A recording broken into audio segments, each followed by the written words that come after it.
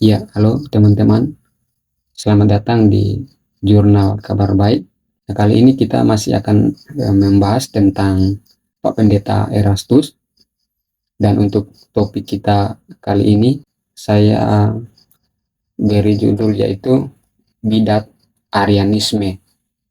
Nah, mengapa saya mengangkat judul ini? Mengapa saya memberi judul ini yaitu Arianisme? Karena ini bermula dari komentar netizen ya.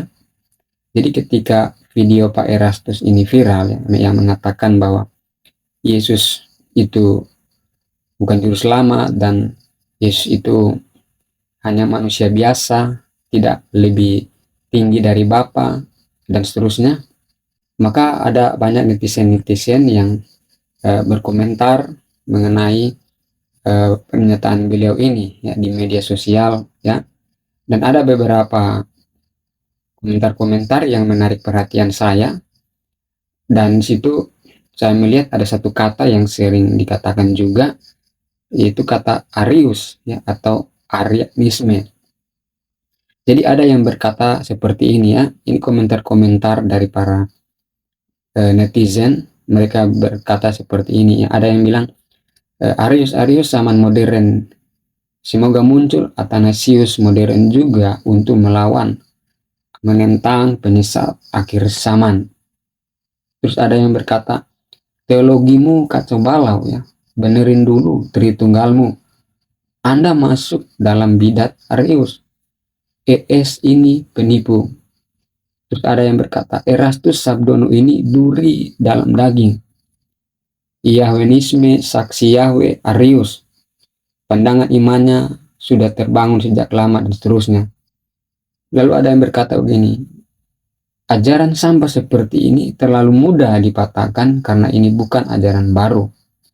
Ini adalah ajaran bidat yang sudah ada sejak abad ketiga, yang kemudian bermutasi menjadi saksi Yehova. Lalu tahun 2003 bermutasi lagi menjadi saksi Erastus Sabdono. Jadi ajaran bidat abad ketiga itu yaitu ajaran ini ya, Arius ya, Arianisme. Terus ada yang bilang begini, menurut Erastus, Yesus pernah nggak ada. Dia dilahirkan dalam waktu. Jelas ini ajaran Arianisme. Tapi ngaku nggak tahu ajaran Arianisme. Masa sekolah dokter dulu belajar apa kalau Arianisme, Sabellianisme, Apollinarianisme dia nggak tahu. Jadi kalau orang yang sudah belajar dokter, masa dia tidak pernah belajar Arianisme? Jadi dia berkomentar seperti itu. Terus ada yang berkata begini, dokter karburator bocor, dia satu aliran sama Arius. Dan banyak lagi komentar-komentar ya. Dan saya rasa bukan hanya mereka ini yang berkata tentang Arius atau Arianisme ya. Jadi akhirnya dari sini saya melihat ada apa dengan Arius atau Arianisme ini. Bermula dari komentar-komentar netizen ini. Nah, jadi apa sebenarnya Arianisme ini ya? Nah, Arianisme ini adalah suatu ajaran yang muncul pada abad keempat, ya, abad ketiga atau abad keempat di Alexandria. Dinamai Arianisme karena ajaran ini diajarkan oleh seorang uskup yang bernama Arius dari Alexandria. Nah, Arius ini dalam ajarannya dia menyangkal bahwa Yesus Kristus adalah substansi ya, yang sama dengan Bapa. Jadi dia menyangkal itu dan menurunkan derajat anak kepada makhluk ciptaan. Jadi bagi dia Yesus itu tidak tinggi dari Bapa, tidak setara dengan Bapa, dan dia hanyalah makhluk ciptaan, diciptakan. Arius berpandangan bahwa Yesus diciptakan oleh Allah sebagai ciptaan pertama, bahwa Yesus sebagai puncak kemuliaan dari semua ciptaan. Artinya, Yesus hanyalah makhluk ciptaan yang memiliki atribut ilahi. namun bukan Allah itu sendiri. Dengan kata lain, Yesus lebih rendah dari Bapa. Jadi ini inti dari Arianisme ini yang dikomentari oleh netizen-netizen tadi dalam video viralnya Bapak Pendeta Erastus Sabono.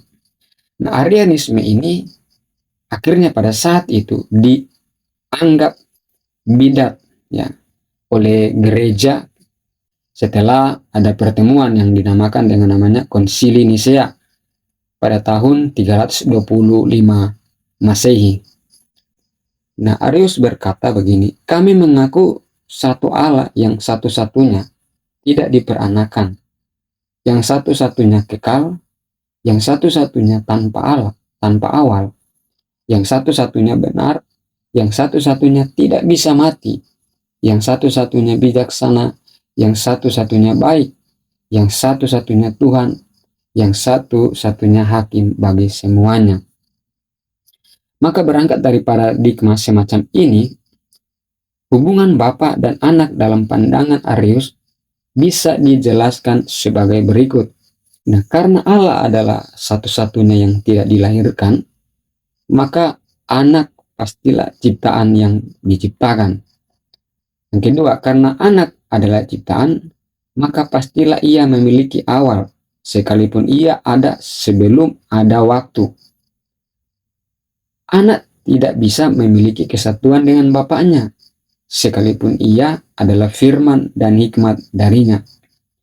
Karena yang transenden dan kekal hanyalah Allah semata, maka Anak haruslah juga tunduk kepada perubahan dan dosa. Jadi dalam pengakuan Arius ini sudah jelas sekali bahwa dia menentang tentang ketritunggalan Allah ya. Dia menentang kesetaraan Anak dengan Bapa ya. Kealahan Yesus dan Bapa ya. Jadi Yesus ini hanya sebatas ciptaan dan dia juga punya awal dan akhir ya. Dan juga di sini dia katakan Yesus itu karena dia hanyalah ciptaan dan bukan Allah, maka dia harus tunduk pada perubahan dan dosa. Artinya bisa kemungkinan Yesus itu juga berbuat dosa ya. Dari itu yang bisa kita simpulkan dari pandangan Arianisme ini.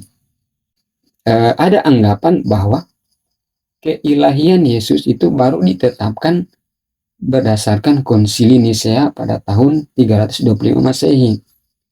Nah, beberapa tahun sebelum Konsili Nisea sebenarnya, nah ini perlu kita juga ketahui bahwa dalam penelitian saya yang saya temukan bahwa beberapa tahun sebelum Konsili Nisea, ajaran Arius sudah ditentang oleh Alexander, uskup dari Alexandria. Dia ini adalah guru dari Athanasius.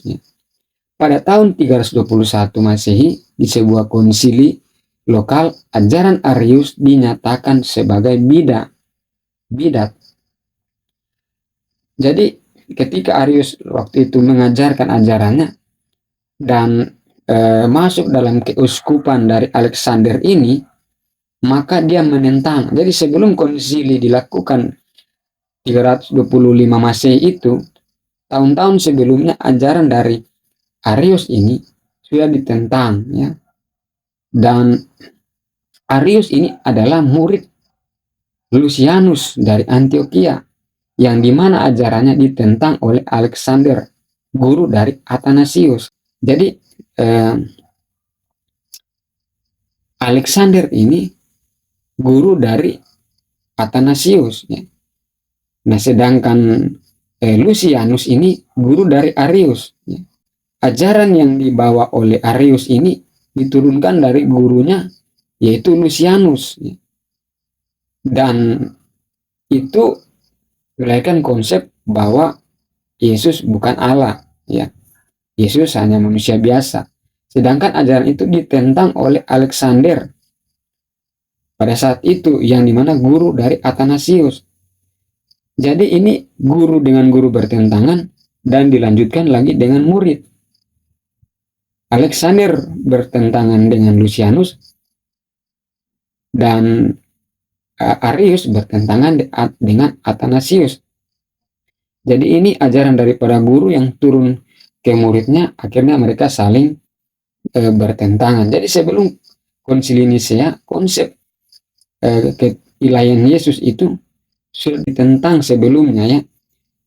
Dan itu menunjukkan bahwa keilahan Yesus itu tidak ditetapkan pada saat Konsili Nisea. Jadi jauh sebelumnya gereja mula-mula sudah percaya tentang kealahan Yesus, keilahian Yesus, ya. Bukan nanti pada Konsili Nisea, tetapi Arius dan gurunya Lucianus memiliki pandangan berbeda. Mereka akhirnya menyatakan bahwa Yesus itu hanya manusia biasa. Nah, kita akan lihat sini ada ajaran dari Bapak Erastus Sabdono, ya, yang mirip dengan Arianisme, ya.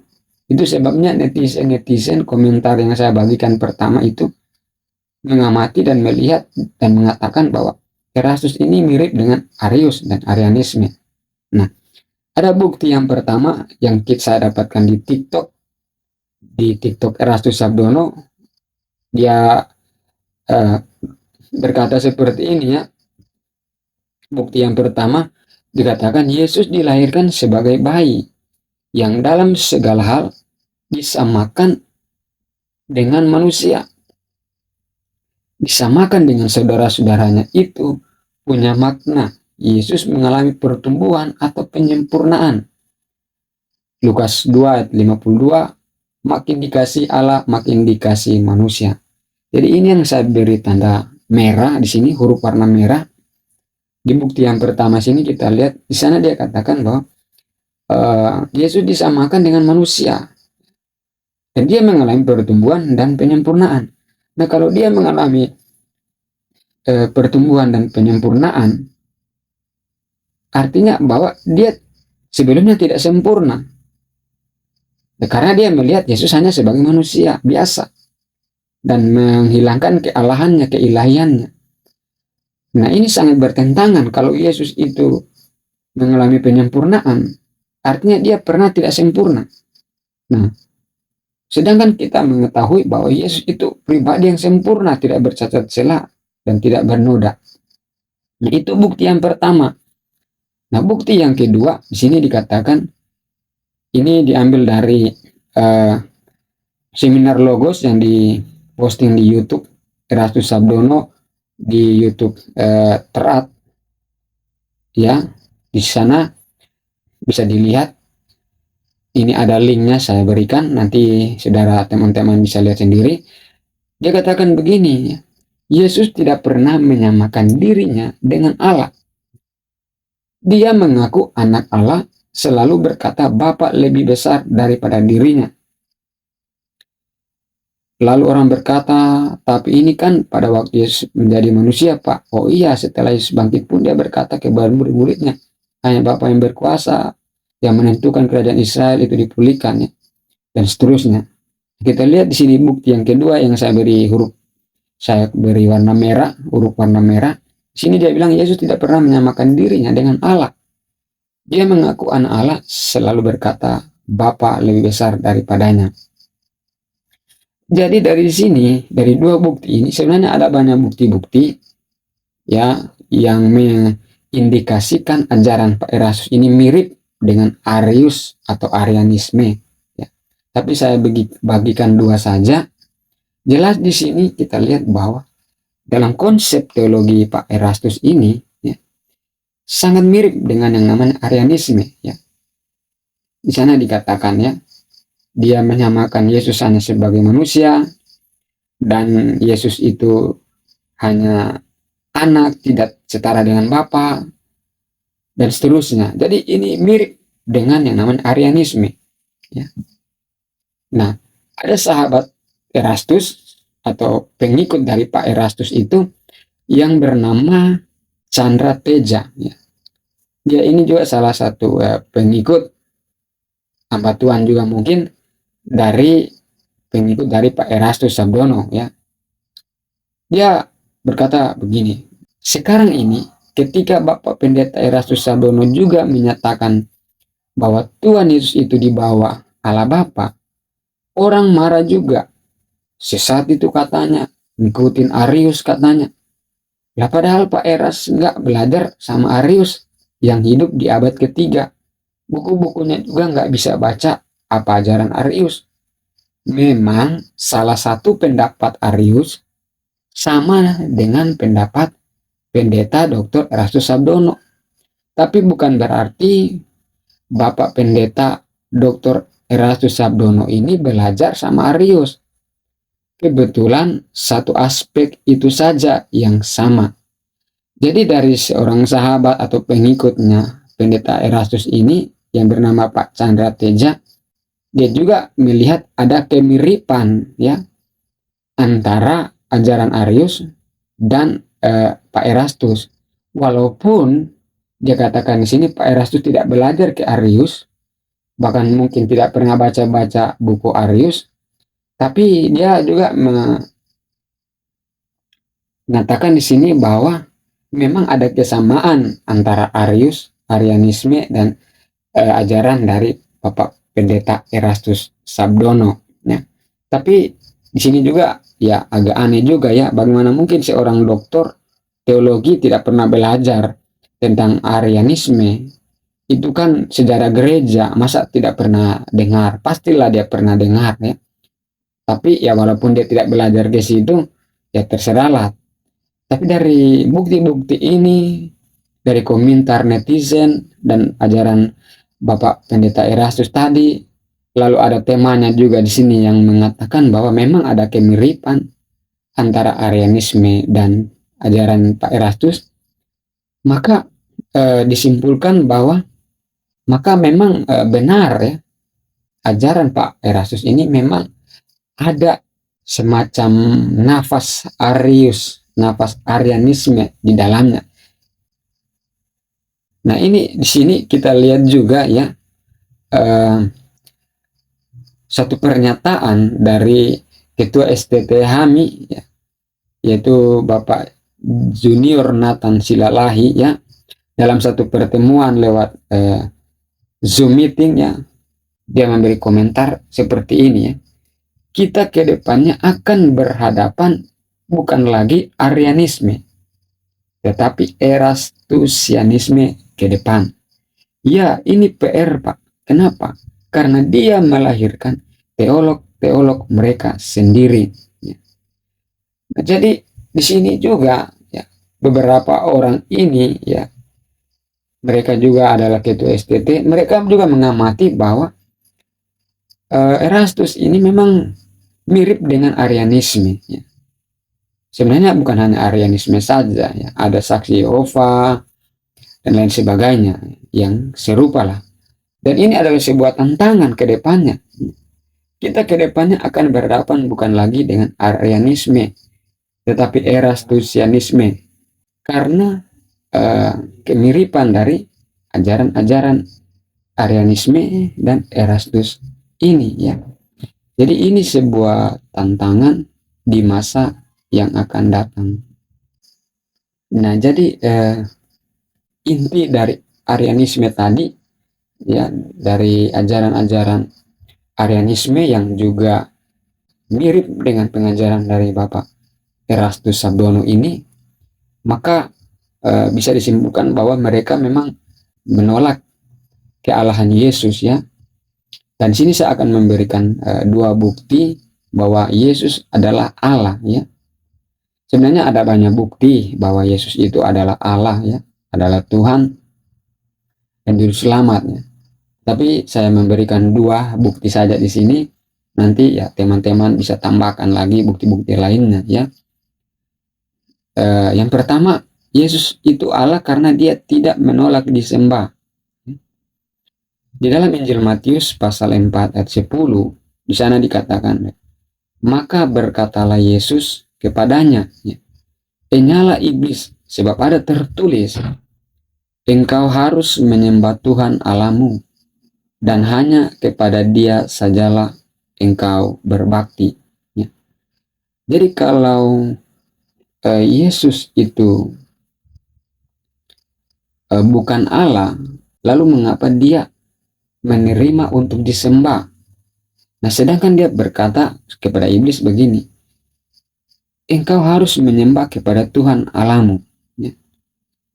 Nah, kalau Yesus itu hanya manusia, terus dia menerima disembah, berarti dia sudah melawan Tuhan. Karena hanya Tuhan yang layak disembah, menurut pengakuannya di Matius 4 ayat 10. Karena yang harus hanya disembah itu adalah Tuhan. Tapi Yesus menerima penyembahan. Kalau dia hanya manusia biasa, berarti dia melawan Tuhan. Di Injil banyak dicatat orang-orang menyembah Yesus. Bahkan malaikat pun pernah dicatat menyembah kepada dia. Nah, jadi di sini jelas bahwa Yesus adalah Allah, ya. Karena dia tidak menolak untuk disembah. Ini sudah jelas ya bahwa Yesus adalah Tuhan, dia adalah Allah. Ya. Nah, bukti yang kedua ya, para rasul rela mati untuk Yesus. Ya. Kalau kita melihat rasul-rasul banyak yang rela mati syahid untuk imannya kepada Yesus. Ya. Mengapa mereka rela mati untuk Yesus? Kalau Yesus itu bukan Tuhan, bukan Allah, kenapa mereka rela mati untuk Yesus? Ya. Untuk apa mati bagi manusia biasa ya? Tetapi mereka rela mati syahid para rasul karena mereka melihat sendiri bahwa Yesus adalah Tuhan, dialah Allah ya. Mereka rasul-rasul pernah hidup bersama dengan dia dan mereka tahu itu. Nah, Petrus pada saat akan dihukum mati di Roma, dia berkata, aku tidak pantas mati dengan cara yang sama seperti Yesus mati. Dia mengatakan dia tidak pantas mati dengan cara seperti Yesus ya. Kenapa dia berkata begitu ya? Karena Yesus adalah Tuhan ya, adalah guru, adalah pribadi yang memiliki kuasa yang berbeda dengan manusia biasa ya. Dia juga Allah sejati dan dia juga manusia sejati ya. Sehingga Petrus tidak mau mati seperti Yesus ya. Dia tidak pantas ya. Karena dia orang berdosa, dia manusia biasa ya. Sedangkan Yesus dia adalah Allah ya. Mereka rasul-rasul ini berani mati untuk menyatakan imannya kepada Yesus. Kalau Yesus hanya manusia biasa, untuk apa mereka rela mati bagi Yesus? Jadi ini adalah dua bukti yang bisa saya berikan. Sebenarnya banyak bukti ya bahwa Yesus itu adalah Allah. Nah, dan saya akan mengakhiri pembahasan ini ya dengan satu kutipan yang saya ambil dari satu buku ya. Allah Tritunggal adalah setara. Sebab jika tidak setara, maka doktrin ini adalah triteisme atau panteisme. Sebab jika ada pribadi yang tidak setara, ada hierarki atau subordinasi, maka itu menjelaskan panteisme. Panteisme ini berarti banyak Allah. Alkitab dengan kuat menekankan pengajaran keesaan Tuhan. Alkitab mengajar dengan sangat jelas kesetaraan Allah dalam ketiga pribadi Trinitas. Dalam Filipi 2 ayat 6 tertulis, walaupun dalam rupa Allah tidak menganggap kesetaraan dengan Allah itu sebagai milik yang harus dipertahankan. Kesetaraan dengan Allah dalam teks Yunaninya adalah isateo, bermakna persamaan kuantitas dan kualitas. Ini adalah persamaan hakikat.